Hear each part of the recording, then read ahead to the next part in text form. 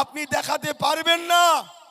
অতএব কেরলে একটা মসজিদ আছে, মসজিদটার নাম চিরামান মসজিদ, যার বয়স হলো 1450 বছর। হযরত প্রফেট মুহাম্মদ সাল্লাল্লাহু আলাইহি সাল্লাম যখন আকাশের চাঁদকে দুটুকরো করছিলেন জমিনের উপরে দাঁড়িয়ে আঙ্গুলের ইশারা দিয়ে, আপনারা সবাই জানেন ওই চাঁদ যখন দুটুকরো হচ্ছিল, কেরলের তখন বাদশা ছিল চিরামান, সে তখন তার কেরলে বসে বসে আকাশের চাঁদ দুটুকরো দেখে বড় ঘাবড়ে যায়। পরে যখন হযরত আব্দুল্লাহ যখন ব্যবসার জন্য কেরলে আসে, তিনাকে জিজ্ঞাসা করা হয়, এই চাঁদ দুটুকরো বিষয়ে তোমরা কিছু বলতে পারবে? কেন তোমরা তো আসমানের কিতাবের জ্ঞান রাখো। হযরত আব্দুল্লাহ বলেছিলেন, এটা হযরত প্রফেট মুহাম্মদ সাল্লাল্লাহু আলাইহি ওয়াসাল্লামকে একজন জাদুকর পরীক্ষা করতে চেয়েছিলেন, তাই তিনি আগুন দিয়ে আকাশে চাঁদ দুটুকরো করে দেখিয়েছিলেন। এই কথা শুনে কেরলের রাজা চিরামান সঙ্গে সঙ্গে মক্কার দিকে রওনা দিলেন, জাহাজে করে পানি পার হলেন। যাবার পরে আমার নবীর কদমে গিয়ে ইমানের কলেমা পড়ে ইসলাম কবুল করে ওই কেরলেতে একটা মসজিদ তৈরি হয়েছিল। সেই মসজিদটার নাম হলো মসজিদে চিরামান। 1400 বছর ধরে, অর্থাৎ এই 1400 বছরের মসজিদ প্রমাণ দিচ্ছে কেরলে, ভারতে 1400 বছর ধরে মুসলমান আছে। আমার বাংলাতে মালদায় একটা মসজিদ আছে, যে মসজিদের 700 বছর বয়স। আমার ভারতবর্ষে গুজরাটে একটা মসজিদ আছে 1300 বছর ধরে বয়স। আমার বাংলার কলিকাতায় একটা মসজিদ আছে 300 বছর বয়স। কলিকাতার মাদ্রাসার বয়স 100 বছরের উপরে। এইভাবে আমাদের ঐতিহাসিক মসজিদ, মাদ্রাসা, কবরস্থান প্রমাণ দিচ্ছে এই ভারতবর্ষে মুসলমান কোন দেশ থেকে নতুন আসেনি। এখানে আমাদের মসজিদ, এখানে আমাদের কবরস্থান, এখানে আমাদের বসবাস ছিল। সেইটাকে শেষ করার জন্য কেন্দ্র সরকার এই চালটা চলেছে। অতএব আমাদের জীবনের শেষ নিঃশ্বাস পর্যন্ত কেন্দ্র সরকারের এই কালা কানুনকে বাতিল করার জন্য আমাদেরকে লড়াই করতে হবে। যদি এই কালা কানুনকে বাতিল করতে না পারি, মুসলমান তোমাদের কাছে দুটো রাস্তা আছে। হয় এদের গোলাম হয়ে, ইসলাম ছেড়ে গোলাম হয়ে, দাস দাসী হয়ে এদের কাছে তোমাদের বেটিদেরকে রাখেল বানিয়ে থাকতে হবে, আর নচেত এদের হাতে তোমাদেরকে মরতে হবে। তৃতীয় কোনো অপশন নাই। আজকে যখনই ভোট আসে দেশে, হয় পুলওয়ামায় 40 জন সেনা মরে, আর না হয় বিহারের ভোটের আগে পহেলগামে 26 জন আমার নিরীহ ভারতীয় মারা যায়। যখনই ভোট আসে তখনই হয় পাকিস্তান হামলা করে, আর না হয় মসজিদ মন্দিরের কিছু একটা ইস্যু দাঁড়ায়। কেন্দ্রে 2014 সরকার আসার আগে এই সিচুয়েশন কিন্তু আমার ভারতে ছিল না। আমার ভারতে এই রকম ভয়ানক পরিস্থিতি এর আগে কিন্তু হয়নি। তাই আজ লড়াইটা শুধু ওয়াকফ নিয়ে নয়, এই লড়াই কিন্তু দেশকেও যেমন বাঁচাতে হবে, সংবিধানকে যেমন বাঁচাতে হবে, আমরা ভারতীয় আমাদের ঘরেও অধিকার নিয়ে বাঁচতে হবে। তাই আজকে ওয়াকফ নিয়ে একটা বিষয় আছে ঠিকই, কিন্তু তার আগে আমাদেরকে জানতে হবে এই পহেলগামে যে সন্ত্রাসী হামলা হলো, এই হামলাকে শুধু নিন্দা করে চুপ করে বসে থাকলে হবে না। আপনারা খেয়াল করে বলুন তো, পহেলগাম হামলার নিয়ে আলোচনা আর আছে? একটু বলুন, একটু আওয়াজ দিয়ে বলবেন। আমার তো আপনাদের ঘরে দেখে বড় দুঃখও লাগছে, কিন্তু কি বলবো, কেন আমরা গরিব মানুষ, আমাদের কাছে রাজফান্ড নেই। আমার পূর্বে প্রায় উলামারা শুধু বলছে আমরা রাজনীতির কথা বলতে আসিনি। কেন বলছে নিশ্চয়ই আপনারা বুঝতে পারছেন, ওনাদের উপরে প্রচুর চাপ, প্রচুর চাপ। আমার সঙ্গে অনেকেই মিশতে চায়, কিন্তু ফোনে বলে ভাইজান সাথে আছি, পাশে দাঁড়াতে পারছি না। কেন ভাই? চাপ। আমি বলতে চাই, এ জীবনটা কি আপনার স্বাধীন না পরাধীন? তা আজ যদি এই পরাধীন জীবন নিয়ে এত চাপ নিয়ে বহন করে ঘুরে বেড়ান, কাল তো আরো চাপ বাড়বে, কাল তো আরো চাপ বাড়বে। তো যাক, যে জিভালে থাকতে চান থাকেন, আমার কোনো আপত্তি নেই। গতদিন তো কেউ পাশে ছিল না, তখনও লড়েছি। আজকেও কেউ যদি পাশে নাও দাঁড়ায়, লড়াই কিন্তু আব্বাস সিদ্দিকীর জারি থাকবে। কেন আমি লড়াই করছি আমার স্রষ্টাকে খুশি করার জন্য, এটা আমার মাকসাদ। তা আমি যে কথা বলতে গিয়ে অন্যদিকে চলে গেলাম। আজকে বলুন, পহেলগামের হামলা নিয়ে আলোচনা আমাদের সমাজে আছে না বন্ধ হয়েছে? জোরে বলুন। তিলোত্তমা বোনের আলোচনা আমাদের সমাজে আছে না বন্ধ হয়ে গেছে? আনিস খানের হামলা আমাদের সমাজে আছে না বন্ধ হয়ে গেছে? কাল ওয়াকাফের আলোচনাও অলরেডি তো বন্ধ হয়েছে, আরো বন্ধ হয়ে যাবে। বাবরি মসজিদের আলোচনা আমাদের সমাজে আছে না বন্ধ হয়ে গেছে? সবটাই বন্ধ হয়ে যাবে। কেন? আমরা আজকে নিজেরাই নিজেদের অস্তিত্বকে নিজেরাই মিটিয়ে দিচ্ছি। তাই এর জন্যে অন্যকে দোষ দিবার আগে নিজের মধ্যে একটু ঝেঁকে আমাদেরকে দেখতে হবে যে আমরা কারা, আমাদের দায়িত্বটা কি, আর আমরা করছি কি। ভাই সংক্ষেপে একটু পহেলগামলে দু কথা বলছি আপনাদেরকে, ধৈর্য আছে তো নাকি? কেন আপনারা যেভাবে চতুর্দিকে ঘিরে দাঁড়িয়ে আছেন, আমার আগে মৌলানা সাহেবরা কিভাবে বক্তব্য দিয়েছে জানি না, তবে আমার বক্তব্য দিতে খুবই কষ্ট হচ্ছে। এমনি তো কথা বলতে খুবই কষ্ট হচ্ছে, কেন কখনো পানি বর্ষা আবার কখনো রোদ, এই ঠান্ডা গরমে কথা বলতে কষ্ট হচ্ছে। তারপরেও রোজ প্রোগ্রাম, রোজ 1-1.5 বছর আগে থেকে আমার প্রোগ্রাম থাকে।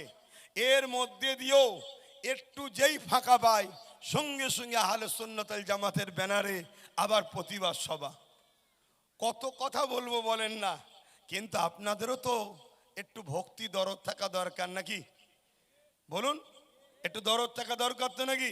আপনারা যদি মনে করেন এই মসজিদ চলে গেলে তো ইমামদের চাকরি থাকবে না, ওই জন্য মনে হয় ইমামরা চিল্লাচ্ছে, বুঝলি, আমাদের যাওয়ার দরকার নেই, তাহলে আপনাদের ঘরে নিয়ে তো লড়াই করা আমাদের কোনোভাবেই সম্ভব নয়। আপনারা যদি মনে করেন মাদ্রাসা চলে গেলে আলেম উলামাদের চাকরি হবে না, খাবে কি, তাহলে তো আপনাদের নিয়ে লড়াই করার আমাদের কোনোভাবেই সম্ভব নয়। আপনারা যদি মনে করেন ঈদগাহ চলে গেলে মুয়াজ্জিন ইমামদের যে ঈদের দিনে নামাজ, সেই নামাজ পড়াতে পারবে না, তাহলে আমি বলবো আপনাদের এলাকায় এক পাগল আছে, কিছুদিন আগে বলেছিল কোরআন ব্যান করতে হবে, শুনেছেন তো নাকি? একটা মাথা মোটা পাগল ছাড়া দ্বিতীয় কি বলতে পারি তাকে? কথা বললে তো দু সাইড দিয়ে থুতু বেরোয়, লাল পড়ে, সে এখন লাল সামলাতে পারে না, সে বলছে কোরআন ব্যান করতে হবে। একটা ফুসকুরি মিটাবার ক্ষমতা নেই, এরা বলছে ইসলাম মিটিয়ে দেবো। ভাবতে হবে এরা কত নম্বর পাগল, এদেরকে রাঁচিতে রাখা দরকার। কিন্তু আমার রাজ্যের সিএম এর দয়ায় এরা এত বড় বড় হিংসামূলক কথা বলে যায়, তারপরও এদের বিরুদ্ধে কোনো বিচার হয় না, কেন এরা রাজ্য সরকারের সঙ্গে ভাই বোন সম্পর্ক নিয়ে চলে। এবার এই কথাটা বললেই তো ভাই রাজনীতির হবে।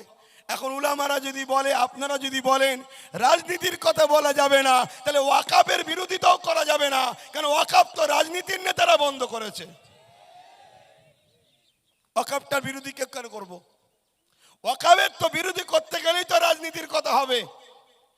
কেন্দ্র সরকার রাজ ক্ষমতা দিয়ে সংখ্যাগরিষ্ঠতা দেখিয়ে আজকে সে সংবিধানের বিরুদ্ধে গিয়ে ওয়াকাফ কালাকানুন তৈরি করেছে।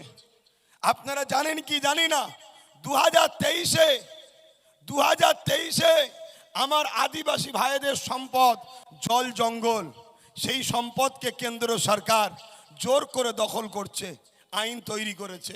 2025-এ ইসলাম ও মুসলমানদের সম্পদ ওয়াকাফ। আগামী দিন দেওবত্ত সম্পত্তিতে হাত দেবে, আগামী দিন শিখ ভাইদের সম্পত্তিতে হাত দেবে, আগামী দিন খ্রিস্টানদের সম্পত্তিতে হাত দেবে। কেন? বর্তমান ভারতবর্ষে যে সরকার আছে তথাকথিত হিন্দু তোষণের নামে রাজনীতির রুটি শাকছে, মূলত এরা হিন্দুদেরও নয়। যদি হিন্দুদেরই হতো তাহলে এলআইসিকে যখন পাবলিকের হাতে তুলে দিল, এলআইসিতে 1,20,000 কম বেশি লোকের চাকরি গেছে, সবটাই হলো হিন্দু ভাইদের চাকরি গেছে। রেলের হকারকে বন্ধ করে দেওয়া হয়েছে, এই হকারিতে বেশিরভাগ হিন্দু ভাইরাই কাজ করে, তাদের সব কাজগুলো গেছে। আজকে কেন্দ্র সরকার বলেছিল প্রতি বছরে 2 কোটি করে চাকরি দেবো। আজকে বলুন তো আপনাদের প্রতিবেশী কটা হিন্দু ভাই চাকরি করছে, কটা হিন্দু ভাই তার অধিকার পাচ্ছে? আজকে আপনারা নিশ্চয়ই জানেন আহমেদাবাদ স্টেডিয়াম যখন উদ্বোধন করতে গিয়ে ডোনাল্ড ট্রাম্পকে আনা হয়েছিল, তখন ডোনাল্ড ট্রাম্প যখন আসছে আহমেদাবাদে স্টেডিয়ামে যাবে, রাস্তার দুদিকে যত এসসি এসটি গরিব সম্প্রদায় হিন্দুদের বসবাস, তাদেরকে যাতে দেখতে না পায় তাই দুদিকে চট দিয়ে কি বলে কেন্দ্র সরকার ঘিরে দিয়েছিল। কারণ এরা গরিব, এদেরকে দেখতে ঘৃণা লাগছে। যারা গরিবকে ঘৃণা করে, যারা হিন্দু গরিবদের অপছন্দ করে, যারা হিন্দু এসটি এসসিদের অপছন্দ করে, সেই সরকার আজকে কেন্দ্র সরকার বসে রয়েছে। হয়তো আমার অমুসলিম ভাইয়েরা মনে করবে মুসলমানদের অকাপ গেছে, মুসলমানরা চিল্লাবে। শুনে রেখে দেন, মুসলমানদের অকাবের শুধু ব্যাপার নয়, সংবিধানের ওপরে হাত দিয়েছে কেন্দ্র সরকার। সংবিধান বাঁচাবার জন্য এক হতে হবে।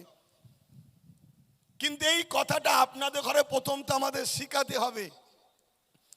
কেন আপনাদের ঘরে যদি আমরা ট্রেনিং না দিই, আর আমরা যদি সব ধর্মের মানুষ এক জায়গায় চলে যায়, ওর মধ্যে 2-4টে বিস্ফোড়াকে ঢুকিয়ে দিয়ে কেন্দ্র সরকার অশান্তি লাগিয়ে দেবে, লাগিয়ে দিয়ে মজার রুটি সেকে নেবে।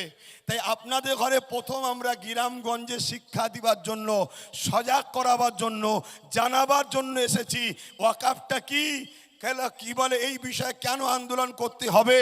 পাশাপাশি এইগুলো হয়ে যাবার পর তারপরে আমরা শহরতলিতে যাব, তারপরে যাব আমরা শহরে, তারপরে আমরা যাব কলিকাতার রাজধানী, পশ্চিমবাংলার রাজধানী কলিকাতাতে।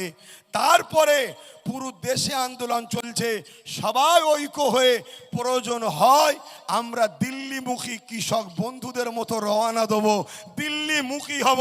একটা স্টেট থেকে 1,50,00,000, 1.5 কোটি, 2 কোটি করে মানুষ র্যালি শুরু হবে। একটাই লক্ষ্য, দিল্লি যাব, জালিম হুকুমাতকে গদি থেকে নামাবার পর ফিরে আসব। এই টার্গেটেই তো আমরা সংগঠিত হচ্ছি। কিন্তু আপনারা যদি সেই ঐক্য, সেই মজবুতি, সেই যদি টার্গেট আপনাদের না থাকে, তাহলে আপনাদের নিয়ে আমাদের সময় নষ্ট করে লড়াই করব কি করে? বলুন, কথাই কি কেউ কষ্ট পাচ্ছে? তাহলে আমি খুব সামান্য সময় এই ওয়াকাফ কালা কানুনের মধ্যে কি আইন করেছে একটু আপনাদের শোনাতে চাইছি। আমি তো উঠবো বলেছিলাম 4:05 এসেছিলাম, কিন্তু প্রোগ্রাম চালাতে গিয়ে একটু দেরি হয়েছে। কেন আমার আবার এখান থেকে গিয়ে আর এক জায়গায় আমার ধর্মসভা আছে, সেখানে যেতে হবে, সেখানে গিয়ে আলোচনা করতে হবে। তা এই সামান্য সময়ে প্রথমে একটু পহেলগাম নিয়ে বলি, কি আপনাদের ধৈর্য আছে? শুনতে চান? কারা শুনতে চান একটু হাত তুলে দেখান। শুনতে চান আপনারা? তাহলে প্রথম নম্বর হলো পহেলগাম, যে বর্বরোচিত হামলা হয়েছে 300 কিলোমিটার যে জায়গায় হামলা হয়েছে, খুব ভালো করে শুনবেন।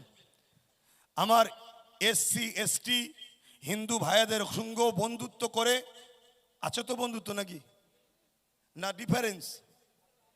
মানুষ যদি মানুষের সঙ্গে বন্ধুত্ব না করে তা কার সাথে করবেন? মনুষ্যত্ব হলো একে অপরে মিলেমিশে থাকা। মিলেমিশে থাকবেন। আপনারা ওই ভাটপাড়ার ভাঁড়ের মতো বলবেন না। ভাটপাড়ায় একটা ভাঁড় বেরিয়েছে, জানেন তো নাকি? সে বলছে মুসলমানের দোকান থেকে পামচার ছাড়াবে না, মুসলমানের দোকানে খাবে না। ওরে ভাঁড়, একবার বল না যে মুসলমানদের তেল গ্যাস লোবো না। যেন তেল গ্যাস তো সব মুসলিম দেশ থেকে আসে, একবার বল। তার বেলায় বলবে না। এরা সব রাজনীতির জন্য এত নিচুই নেমে গেছে, অথচ এরাই গোপনে গোপনে সব মুসলমানদের সঙ্গে বন্ধুত্ব করে রেখেছে। আর এদের যত বড় বড় ওপরে যাবেন, এদের সব বড় বড় ওপরের জামাই সব মুসলমান, জানেন তো নাকি? কেন্দ্র সরকারের যারা বড় বড় পদে বসে আছে, ওদের বাড়ির সব জামাই আবার মুসলমান। খবর টবর রাখেন আপনারা? একটু খবর রাখবেন। তো যাক, আমি যে কথা বলছিলাম, যে জায়গায় হামলা হয়েছিল পহেলগাম, সেই জায়গা থেকে বর্ডার হলো 300 কিলোমিটার। কোনো গাড়ি টাড়ির যাতায়াতের ব্যবস্থা নাই, শুধু পাহাড় আর বালি, পাহাড় আর বালি, পাথর ভর্তি। 300 কিলোমিটার দূর থেকে কিছু আতঙ্কবাদী পাকিস্তান থেকে এসে আমার ভারতীয়দের ঘরে ধর্ম জিজ্ঞেস করে করে গুলি করে করে মারলো, আবার 300 কিলোমিটার পার হয়ে পাকিস্তানে চলে গেল। আমার দেশের চৌকিদার কি নাকে তেল দিয়ে ঘুমোচ্ছিল? এটা কি নাটক নয়? আপনাদের কি মনে হচ্ছে নাটক নয়? কেউ একজন বলেছিল, কলিকাতার হাইকোর্টের একজন আইনজীবী, শুনেছিলাম, নামটাই বলে দিচ্ছি, বিকাশ দা, তিনি বলেছিলেন বিহারের ভোট মিটে গেলে পহেলগাম সব মুছে যাবে। কথাটা কিন্তু আজকে বাস্তব। বিহার ভোট ইস্যু, পহেলগাম হামলা, ভাবতে হবে। কেউ কেউ তো বলছে যেই কামড়াচ্ছে সেই আবার উজা হয়ে ঝাড়ছে। শুনছেন তো নাকি? তাহলে আমার দেশ কোথায়, কার হাতে আছে, কোন দিকে যাচ্ছে? আমার দেশে 26 জন কোন ধর্মের মানুষ পরের কথা, এরপরেও যখন ধর্ম নিয়ে কথা ওঠে, আমার দেশে 26 জন হিন্দু ভাই মারা গেল। শুধু 26 জন মারা যায়নি, আমার দেশের ওই 26 জনের পরিবার, তার সন্তানেরা, আজকে তাদেরকে গভর্নমেন্ট দেখার সময় থাকবে না, সবাই আজকে বিপদে। এর পরের প্রশ্ন হলো 300 কিলোমিটার দূর থেকে এসে গুলি করছে, ধর্ম জিজ্ঞেস করে করে এতক্ষণ সময় পাচ্ছে কি করে, আবার ফিরে চলে যাচ্ছে। সেই যারা গুলি করেছে এখনো তাদেরকে বন্দি করা হয়নি কেন? তাদেরকে এখনো অ্যারেস্ট করা হয়নি কেন? তাদেরকে এখনো শাস্তি দেওয়া হলো না কেন? এই জবাবটা কেন্দ্র সরকার এবং তার যারা লোক আছে এদের কাছে কৈফিয়ত লিবার দরকার আছে না নাই? এই কথা বললেই তো বলবে রাজনীতি হচ্ছে। বলুন, রাজনীতি ছাড়া আছে কি সমাজে? রাজনীতি ছাড়া সমাজে আছে কি? মসজিদ রাজনীতির মধ্যে ঢুকে গেছে, মাদ্রাসা রাজনীতিতে ঢুকে গেছে, মন্দির রাজনীতিতে ঢুকে গেছে, কবরস্থান রাজনীতি ঢুকে গেছে। আবার আমার রাজ্য সরকার এত মুসলমানদের দরদি, দীঘাতে 300 কোটি টাকা দিয়ে জগন্নাথ মন্দির তৈরি করেছে, এত আমাদেরকে ভালোবাসে। আমাদেরই তো সরকার না, মুসলমানদের তো সরকার। তাই মন্দিরটা করেছে হিন্দু ভাইদের, প্রসাদটা একটু না পাঠালে হয়, তাই আমাদের বাড়ি বাড়ি দিয়ে পাঠাচ্ছে। মসজিদের উলামাগুলো, ইমামগুলো খাবে তো নাকি? হুজুররা একটু চাটবে তো নাকি? কটা কষ্ট হচ্ছে? যদি আমাদেরই দরদি হয় তাহলে তো বলা দরকার যে ওখানে আপনি 300 কোটি টাকা দিয়ে খরচ করেছেন, ঠিক আছে, আপনি সবার সরকার ওদের জন্য করেছেন, করুন, কিন্তু আদিবাসীদের জন্য কই? মতুয়াদের জন্য কই? কি বলে আমাদের হরিচাঁদ ঠাকুর, গুরুচাঁদ ঠাকুরের নামে একটা তীর্থভূমি করা হোক না ওখানে, সেখানে মতুয়া ভাইয়েরা যাবে, তাদের যারা বিশ্বাস সেই বিশ্বাসে তারা তাদের ধর্মীয় কাজ করবে। শিখ ভাইদের জন্য কই? পাঞ্জাবিদের জন্য কই? আর আমরা যে 100-র মধ্যে 95টা তোমার সাথে ছিলাম, আমাদের জন্য 200 কোটি টাকা খরচ করে একটা করা দরকার আছে না নাই? কি গো, বলবেন তো আমি ভুল বলছি?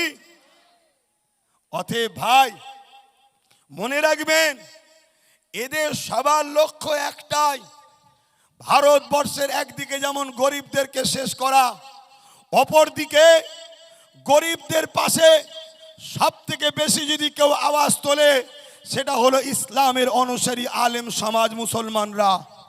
তাই এরা ইসলামের সেন্টার, মসজিদগুলোকে, মাদ্রাসাগুলোকে, কবরস্থানগুলোকে, খানকাগুলোকে, ঈদগাহগুলোকে মিটিয়ে দিবার চেষ্টা করছে।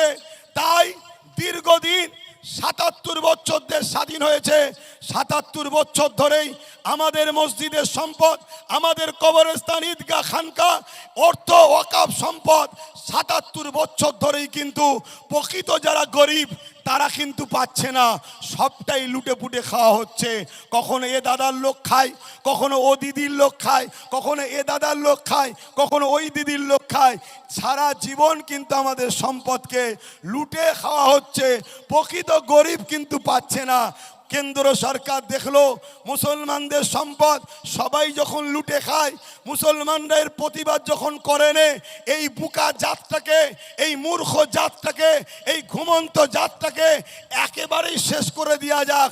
তাই 2025-এ ওয়াকাফ কালা কানুন তৈরি করেছে। এর উদ্দেশ্য হলো সম্পূর্ণ সম্পদটাকে কেন্দ্র সরকার দখল করে নিয়ে আদানি আম্বানিদের কাছে কোটি কোটি টাকায় বিক্রি করে ওই টাকার অ্যাসেটটাকে কেন্দ্র সরকার দখল করতে চাইছে। এবং আদানি আম্বানি তোমার মসজিদের ওপরে, তোমার কবরস্থানের ওপরে, তোমার আমার ঈদগার ওপরে সেখানে বড় বড় ফ্যাক্টরি করবে, বড় বড় শপিং মল করবে, বড় বড় বার করবে, সেখানে নারীদের ড্যান্স হবে, শরাব পান করা হবে। তোমার দাদর কবর যেখানে আছে, তোমার দাদি নানা নানির কবর যেখানে আছে, এটা কেন্দ্র সরকারের চক্রান্ত করতে লেগেছে। তাই কেন্দ্র সরকার এই আইনের মধ্যে কিছু আইন আপনাদের কাছে বলি। নাম্বার 1, কেন্দ্র সরকার বলতে লেগেছে যে ওয়াকাফ তোমাদের যদি হয় তার কাগজ তোমরা অনলাইনে সাবমিট করো, প্রমাণ করো। শুনছেন? কেন? কেন্দ্র সরকার জানে মুসলমানদের জবানের কথাটাই হলো সব থেকে বড় জিনিস। আজকে না থাকলেও আপনার বাপ দাদুদের পিরিয়ড পর্যন্ত ছিল। আপনি আপনার ঘরের দাদুর কথাই জিজ্ঞেস করে দেখবেন, আপনার দাদুর জবানের কথাটা সিগনেচার সই টিপ থেকেও অনেক পাওয়ারফুল ছিল। জবান যেটা দিয়ে দিয়েছি। এখন আমাদের জবানের হয়তো দাম আর নাও থাকতে পারে, সেটা ভিন্ন বিষয়। তা কেন্দ্র সরকার জানে মুসলমানদের যত ওয়াকাফ আছে, যত কবরস্থান আছে, যত ঈদগাহ আছে, যত খানকা আছে, সবটা মৌখিক দান। এই জায়গাটা মসজিদকে দিয়ে দিলাম, এই জায়গাটা কবরস্থানকে দিয়ে দিলাম, এই জায়গাটা ঈদগাহকে দিয়ে দিলাম, এই জায়গাটা খানকার জন্য দিয়ে দিলাম। বেশিরভাগ সব মৌখিক দান। বুঝতে পারছেন তো নাকি? তা মৌখিক যখন দান, তাহলে কাগজ আছে কি? কাগজ যখন নাই, তাহলে ওই জায়গা তুমি পোর্টালে আর সাবমিট করতে পারছো না। কেন্দ্র সরকার সেই জায়গাগুলোকে দখল করতে চাইছে। এর পিছনে আর একটা ভয়ানক রহস্য আছে। সেই রহস্যটা এত আন্দোলন হয়, কোনো বন্ধু কেন বলছেন আমি বুঝতে পারছি না। তবে আমি কিন্তু প্রতিটা জায়গায় বলি, আপনাদেরকেও বলছি, এর পিছনে একটা ভয়ানক রহস্য হলো এটাই, ভারতবর্ষের মুসলমানদের ঘরে ভারতবর্ষ থেকে বিতাড়িত করার একটা ভয়ানক ষড়যন্ত্র কেন্দ্রের সরকার করতে চাইছে। সেই ষড়যন্ত্রের একটা ধাপ হলো মুসলমানদের ঐতিহ্যের মসজিদ, মাদ্রাসা, কবরস্থানকে শেষ করে দেওয়া। যদি বলেন এর মধ্যে কি চাল আছে, খুব ভালো করে শোনেন। যতগুলো মসজিদ, মাদ্রাসা, কবরস্থান, ঈদগাহ আমাদের কাগজপত্র আছে, সেই মসজিদ, মাদ্রাসা, কবরস্থান, ঈদগাহর বয়স খুব জোর হলে 60 থেকে 65-70 বছর হবে। তার আগের যা আছে সব মৌখিক দান। শুনছেন তো নাকি? আর মৌখিক দানটা আমার দেশের আইনে বৈধ। আজকের দিনেও সুপ্রিম কোর্টে মৌখিক দান হিবা করা চলবে, সুপ্রিম কোর্টে আছে আইন। তাহলে যে মসজিদ, মাদ্রাসার কাগজপত্র আছে তার বয়স হলো 60-70 বছর। আর যেগুলো তার আগেকারের কাগজ নাই, সেগুলোকে সব নিশ্চিহ্ন করে দিবার পর আপনাকে বলবে, আপনি বাংলা বলেন, আপনি বাংলাদেশ থেকে এসেছেন, আপনি হিন্দি বলেন, আপনি কি বলে পাকিস্তান থেকে এসেছেন, এদেশে আপনাদের কোনো অস্তিত্ব নাই। আপনি বলবেন আরে আমি হাজার হাজার বছর ধরে আছি, তখন বলবে হাজার হাজার বছর যদি থাকে তা মুসলমান আছো মসজিদ কই? মুসলমান আছো কবরস্থান কই? মুসলমান আছো খানকা কই? মুসলমান আছো ঈদগাহ কই? আপনি দেখাবেন ওই 70 বছরের মসজিদ, তার আগের গুলো তো সব ভেঙে দিয়েছে, তার আগের গুলো তো মুছে দিয়েছে, আপনি দেখাতে পারবেন না। অতএব কেরলে একটা মসজিদ আছে, মসজিদটার নাম চিরামান মসজিদ, যার বয়স হলো 1450 বছর। হযরত প্রফেট মুহাম্মদ সাল্লাল্লাহু আলাইহি সাল্লাম যখন আকাশের চাঁদকে দুটুকরো করছিলেন জমিনের উপরে দাঁড়িয়ে আঙ্গুলের ইশারা দিয়ে, আপনারা সবাই জানেন ওই চাঁদ যখন দুটুকরো হচ্ছিল, কেরলের তখন বাদশা ছিল চিরামান, সে তখন তার কেরলে বসে বসে আকাশের চাঁদ দুটুকরো দেখে বড় ঘাবড়ে যায়। পরে যখন হযরতে আব্দুল্লাহ যখন ব্যবসার জন্য কেরলে আসে, তিনাকে জিজ্ঞাসা করা হয় এই চাঁদ দুটুকরো বিষয়ে তোমরা কিছু বলতে পারবে, কেন তোমরা তো আসমানের কিতাবের জ্ঞান রাখো। হযরতে আব্দুল্লাহ বলেছিলেন এটা হযরত প্রফেট মুহাম্মদ সাল্লাল্লাহু আলাইহি ওয়াসাল্লামকে একজন জাদুকর পরীক্ষা করতে চেয়েছিলেন, তাই তিনি আগুন দিয়ে আকাশে চাঁদ দুটুকরো করে দেখিয়েছিলেন। এই কথা শুনে কেরলের রাজা চিরামান সঙ্গে সঙ্গে মক্কার দিকে রওনা দিলেন, জাহাজে করে পানি পার হলেন। যাবার পর আমার নবীর কদমে গিয়ে ইমানের কালেমা পড়ে ইসলাম কবুল করে ওই কেরলেতে একটা মসজিদ তৈরি হয়েছিল। সেই মসজিদটার নাম হলো মসজিদে চিরামান। 1400 বছর ধরে, অর্থাৎ এই 1400 বছরের মসজিদ প্রমাণ দিচ্ছে কেরলে ভারতে 1400 বছর ধরে মুসলমান আছে। আমার বাংলাতে মালদায় একটা মসজিদ আছে যে মসজিদের 700 বছর বয়স। আমার ভারতবর্ষে গুজরাটে একটা মসজিদ আছে 1300 বছর ধরে বয়স। আমার বাংলার কলিকাতায় একটা মসজিদ আছে 300 বছর বয়স। কলিকাতার মাদ্রাসার বয়স 100 বছরের উপরে। এইভাবে আমাদের ঐতিহাসিক মসজিদ, মাদ্রাসা, কবরস্থান প্রমাণ দিচ্ছে এই ভারতবর্ষে মুসলমান কোন দেশ থেকে নতুন আসেনি। এখানে আমাদের মসজিদ, এখানে আমাদের কবরস্থান, এখানে আমাদের বসবাস ছিল। সেইটাকে শেষ করার জন্য কেন্দ্র সরকার এই চালটা চেলেছে। অতএব আমাদের জীবনের শেষ নিঃশ্বাস পর্যন্ত কেন্দ্র সরকারের এই কালা কানুনকে বাতিল করার জন্য আমাদেরকে লড়াই করতে হবে।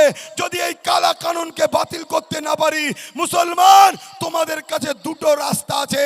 হয় এদের গোলাম হয়ে, ইসলাম ছেড়ে গোলাম হয়ে, দাস দাসী হয়ে এদের কাছে তোমাদের বেটিদেরকে রাখেল বানিয়ে থাকতে হবে, আর নচেত এদের হাতে তোমাদেরকে মরতে হবে। তৃতীয় কোনো অপশন নাই। আমার কথা মাইকে বুঝতে পাচ্ছেন আপনারা? আমি আমার জন্য চিল্লাতে আসিনি, আমি আমার জন্য আপনাদের কাছে এসে কথা বলতে আসিনি। আমি এসেছি আপনাদেরকে বাঁচাবার চেষ্টাই বুঝাতে এসেছি। কিন্তু আপনাদেরও তো সেই দরদ থাকা দরকার, সেই এনার্জি থাকা দরকার। আপনারা ভাবছেন আমরা এত আছি, আপনারা এত আছেন, মনে রাখবেন রাজ পাওয়ার এত ক্ষমতার জিনিস। আপনাকে কি ভাবছেন একদিনই সবাইকে মারবে নাকি? এই যে আমার আগে ভাই বলছিলেন একটা আইন আসছে, ইউনিফর্ম সিভিল কোড।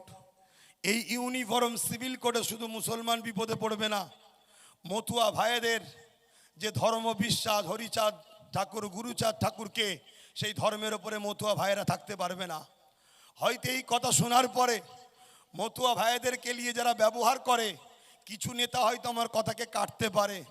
যেমন আমার কমকে কিছু নেতারা মুসলমান ব্যবহার করে না, ওরা যাতে দেখতে মুসলমান, হাকিকাতে মুসলমান নয়, ওদের পয়সাই মতলব। ঠিক তেমন প্রতিটা জাতের মধ্যেই একটা দুটো করে গাদ্দার থাকে, তারা জাতের লোককেই গাদ্দারি করে শেষ করে। তো মতুয়া ভাইদের মধ্যেও কেউ থাকলে আমার জানা নেই, তারা আমার কথাকে কাটতে পারে। কিন্তু ইউনিফর্ম সিভিল কোডের লক্ষ্য হলো একটাই, আমার দেশের একজন রাজা হবে, সে হবে আমার দেশের প্রভু খোদা। সে যা বলবে দেশবাসীকে তাই মানতে হবে। যেমন নমরুদ করেছিল, সাদ্দাত করেছিল, ফেরাউন করেছিল, সেই দিকে কিন্তু আমার দেশ হাঁটছে। এই যে নেতাজির বাবুর মতো মানুষ, গান্ধী বাবুর মতো মানুষ, আশফাকুল্লাহ খানের মতো মানুষ, হাফেজ তিতিপুরের মতো মানুষ, সিধু কানু বিরসা মুন্ডার মতো মানুষ, তারা যে জীবন দিয়ে দেশকে স্বাধীন করলো, এই দেশ আবার কিন্তু আস্তে আস্তে সেই গোলামির শিকলের দিকে চলে যাচ্ছে। তাই প্রত্যেকটা জাত, ধর্ম, বর্ণ, ভাষার মানুষকে ওয়াকাফের জন্য শুধু নয়, দেশ ও সংবিধানকে বাঁচাবার জন্যে আমাদেরকে সংগঠিত হতে হবে। তাই আগামী দিন এই মেম্বারে, এই স্টেজে অমুসলিমরা এসেও বক্তব্য দেবে, সেখানে আপনাদেরকে ট্রেনিং নিতে হবে। মুসলিম বক্তব্য দিলে আপনি নাই নারায়ে তাকবীর বললেন, ঠিক আছে আমার ধর্মীয় স্লোগান মেনে নিলাম, কিন্তু একটা অমুসলিম যখন বক্তব্য দেবে আপনিও তখন কি নারায়ে তাকবীর দেবেন? তাহলে এই শিক্ষাটা তো আপনাদের ঘরে আগে ট্রেনিং দিতে হবে। ওই ট্রেনিং এর কাজ এখন আহলে সুন্নাত ওয়াল জামাত করছে। এ লড়াই একদিনের নয়, এ লড়াই একদিনের নয়। ব্রিটিশকে তাড়াতে গিয়ে 200 বছর সময় লেগেছিল। বন্ধু শোনো, আমাদেরকে যে ইতিহাস পড়ানো হয় ওই ইতিহাস একদম শেষের দিকে ব্রিটিশের বিরুদ্ধে সর্বপ্রথম কারা লড়াই করেছিল সেই সকল ইতিহাস তো চেপে দেওয়া হয়েছে। ব্রিটিশের বিরুদ্ধে সর্বপ্রথম লড়াই করেছিলেন টিপু সুলতান, তারপরে আব্দুল আজিজ মুহাদ্দিস দেহলভী, মুসলিম উলামারা সর্বপ্রথম ব্রিটিশদের বিরুদ্ধে লড়াই করেছিল। সেই ইতিহাসকে চেপে দিয়ে একেবারে যখন সাকসেসফুল হয়েছে তখনকার ইতিহাস আমাদের ঘরে শোনানো হচ্ছে। আপনাদের কি ধৈর্য আছে না কষ্ট হচ্ছে গো? ঠিক করে বলছেন তো নাকি? না আমি বকে যাচ্ছি আপনারা বিরক্ত হচ্ছেন? হাত তুলে বলুন ধৈর্য আছে তো নাকি? খুব ভালো তারে শুনুন, এই দেশে আমাদেরকে গোলাম বানাবার প্ল্যান চলছে। তাহলে প্রথম কি করেছে? এই আইনের মধ্যে কেন্দ্র সরকার পরিবর্তন আনতে গিয়ে এনেছে তোমরা কাগজ জমা দাও। দ্বিতীয় নম্বর কি করছে শোনেন, আইন তৈরি করেছে ওয়াকাফ কালা কানুন। কেন বলছি আমরা? এর মধ্যে আইন করেছে যে অমুসলিমকে রাখতে হবে ওয়াকাফ বোর্ডের মধ্যে। এই কথাটা যদি ডাইরেক্ট এইভাবে শোনে আমার অমুসলিম বন্ধুরাও মনে দুঃখ করতে পারে যে আমরা যদি ওয়াকাফ বোর্ডে থাকি তাহলে আপনাদের আপত্তি কেন? দেশ তো সবার না। এভাবে শুধু বললে হবে না। আমার অমুসলিম ভাইদেরকে দূরে কাছে যেখানেই আছেন আপনারা আমাদের ভাই, ভারতীয় আমরা সবাই, তাই আপনাদেরকে শ্রদ্ধার সাথে জানাচ্ছি মুসলমানদের যেমন ওয়াকাফ আছে আপনাদেরও তেমন ধর্মীয় ট্রাস্ট আছে। যেমন আমাদের বাংলাতে কিছু প্রচার হচ্ছে শুভেন্দু বাবুর মতো লোক, তারপরে সুকান্ত মজুমদারের বাবুর মতো লোক, আর আরো যারা বিজেপির রয়েছে তারা প্রচার করছে কি যে মুসলমানদের যদি ওয়াকাফ থাকে তাহলে হিন্দুদের কেন থাকবে না? মানে হিন্দু ভাইদের ঘরে গরম করছে বা বোকা বানাচ্ছে। আমাদের যেমন ওয়াকাফ আছে হিন্দু ভাইদের তেমন আছে টেম্পল অ্যাক্ট। আমাদের ওয়াকাফ ট্রাস্ট, হিন্দু ভাইদের দেওবত্ত ট্রাস্ট বা টেম্পল অ্যাক্ট। খ্রিস্টান ভাইদেরও আছে, শিখেদেরও আছে, আদিবাসীদের জল জঙ্গল সবার রয়েছে। ঠিক তেমনি হিন্দু ভাইদের যে টেম্পল অ্যাক্ট রয়েছে সে পুরীর মন্দির হতে পারে বা কি বলে কেদারনাথ, বিভিন্ন জায়গায় তিনাদের যা আছে তাতেও লেখা আছে ওম হিন্দু এই কমিটির মধ্যে থাকতে পারবে না। এই কমিটির মধ্যে থাকতে গেলে তাকে হিন্দু হতে হবে।